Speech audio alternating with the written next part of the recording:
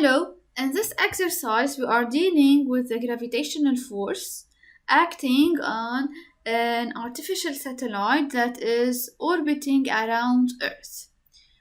So let's see this application.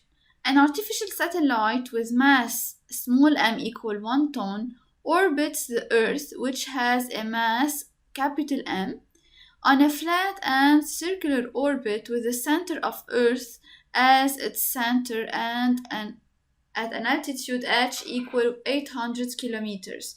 So we have a satellite that has a mass small m that is orbiting on a circular orbit and a flat orbit around the Earth. The Earth has a mass capital M.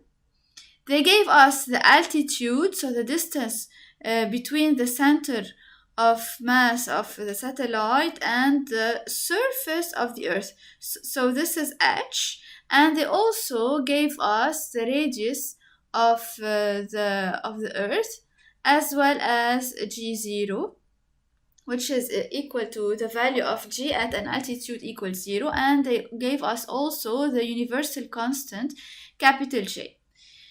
We have 3 questions. The first one deals with the potential kinetic and total energy, so we need here to find V. We have already found V on a circular orbit. In question B, we want to find the rotation period. And in question C, we need to change the trajectory of the satellite from the circular trajectory to the elliptical trajectory. So let's start with question A. So determine the potential kinetic and total energies of the satellite. We know that the potential energy related to the gravitational force or simply the gravitational potential energy is equal to minus g capital M small m over r, where r is the distance separating the two masses. It's equal in this case to h plus the radius of the Earth. So here is h, and capital R is the distance from the center of mass of the Earth to the surface of the Earth. So this is the radius of the Earth. We have the value of g, we have the value of m, also of small m, we have the radius of Earth and the altitude, and we can simply obtain U, or the gravitational potential energy, equal minus 55 times 10 power 9 joules. Now we need to find the kinetic energy. We know that the speed on a circular orbit can be found from Newton's second law, and by projecting on the normal unit vector by writing Fg equal m(a)n, which is equal to mv squared over r, we can obtain V equal radical of gm over the distance separating the two masses. It's equal to capital R plus h. The expression of this speed, in fact, was published in details in a previous application.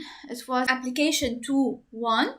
We will not repeat it here, but you can for sure go back to this video to find the details of this expression of V. We can now deduce the kinetic energy, which is equal to half mv squared, and this will give 27.5 times 10 to the power of 9 joules.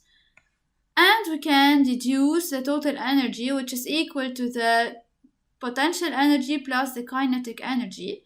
So the potential energy was minus g capital M small m over r plus h plus half mv squared. So this is half mv squared.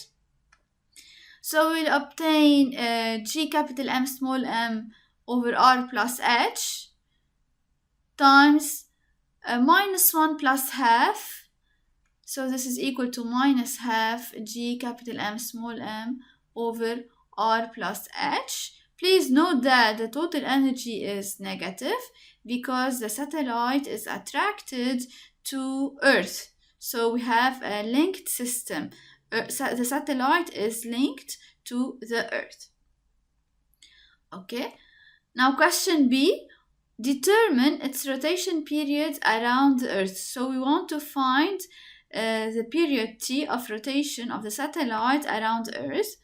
Let's use the definition T equal to pi over omega, and omega is equal to V over R.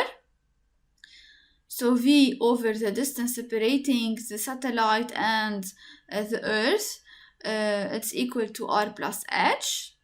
We know the expression of V as a function of G, M, R, and H.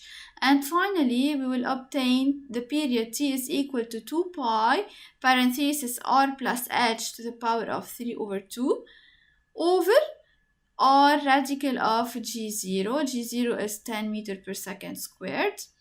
And this will give us 1 hour 40 minutes. Please note here that the period of rotation can also be deduced using another method by directly applying the rule, which is 2 pi times A power 3 over 2 over radical of G times capital M. Okay, we can use one of these two methods. Question C. Find the change in speed required to shift its orbit to an ellipse characterized by r small m equal 7,200 kilometers and r capital M equal 8,000 kilometers. So now we want to shift the trajectory from the circle to an ellipse. So initially, the satellite was orbiting on a circular orbit represented by this dark black circle. It has a radius of r plus h, which is equal to 6,400 kilometers plus 800 kilometers equal r small m. We want to shift the trajectory from the circle to an ellipse. Now the ellipse has r small m equal 7,200 kilometers and r capital M equal 8,000 kilometers. Please note here that the center of the Earth is located on the focus of the ellipse. So the ellipse is characterized by its major axis 2a equal r capital M plus o r small m. Now we need to find the change in speed required to make this shifting in the orbits. Okay, so we need to find, in fact, the difference in speeds. We had the speed on the circular orbit, which was equal to radical of gm over r plus h. So this is v on the circle. Now we need to find v on the ellipse at this point, for example. Okay, so we have many methods. Let's start with the first one. So the objective is to find v on the ellipse. Let's call it v2. Okay, if we apply the conservation of the mechanical energy of the total energy on the ellipse, we write. So the total energy on the ellipse can be written in two ways. The first way is kinetic energy plus potential energy. So the kinetic energy is equal to half mv squared plus the potential energy minus gmm over Rm. So notice that here we considered point A. So here V2 at A, Rm is equal to Ra. It's the same as Ra. So this is the total energy on the ellipse at point A. But since the total energy on an ellipse is a constant, and we know that this constant is equal to minus g capital M small m over 2a, where 2a is equal to r capital M plus r small m, we can obtain this equation. where the only unknown is V2 at point A, because we have G, we have M, we also have R small m and R capital M, therefore we can easily find V2A. So V2A is the speed on the second trajectory, which is the speed on the ellipse at point A. So we can find that V2 squared is equal to 2gm parenthesis 1 over R small m minus 1 over R small m plus R capital M. So if let me repeat this idea. The total energy on the ellipse can be written in two ways. It can be written as the sum of the kinetic energy and the potential energy. And the second way to write the total energy on the ellipse, it has in fact a constant value which is equal to minus g capital M small m over 2a, where 2a is the major axis of the ellipse, which is equal to r capital M plus r small m. So we obtain an equation with the only unknown v2 at point A, so we get v2. So we obtain V2 on the ellipse equal 7,603.7 meters per second. So this is V2 on the ellipse at point A. We can deduce delta V, the change in speed required to shift the orbit to an ellipse.